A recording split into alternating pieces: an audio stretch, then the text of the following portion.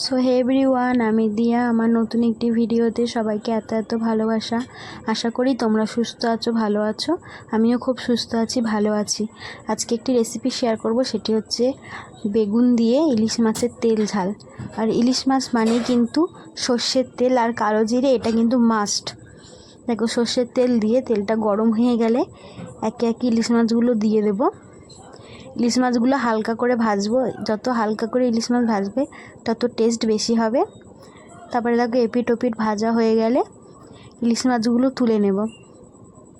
তারপরে ওই তেলেই দিয়ে দেব কালো জিরে আর কাঁচা লঙ্কা ফোড়নে।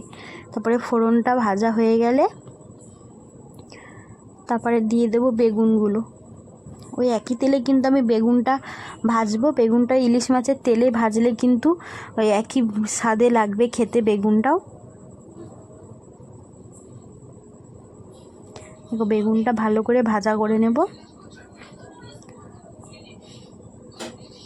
ভাজা হয়ে গেলে দিয়ে দেব সর্ষে আর কাঁচা লঙ্কা বাটা।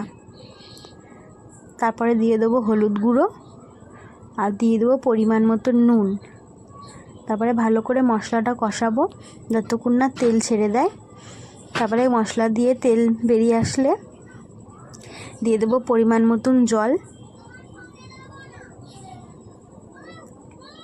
তারপরে জলটা ভালো করে যদি ফুটে আসবে,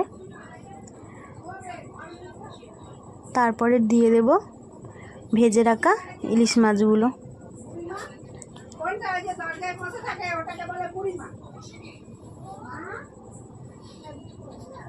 ইলিশ মাছ দিয়ে বেশিক্ষণ ফোটাবো না, অল্প একটু ফুটিয়ে নিলেই রেডি হয়ে যাবে। আর দেখো, নামানোর আগে দিয়ে দেবো সর্ষের তেল, এতে ফ্লেভারটা ভালো আসবে।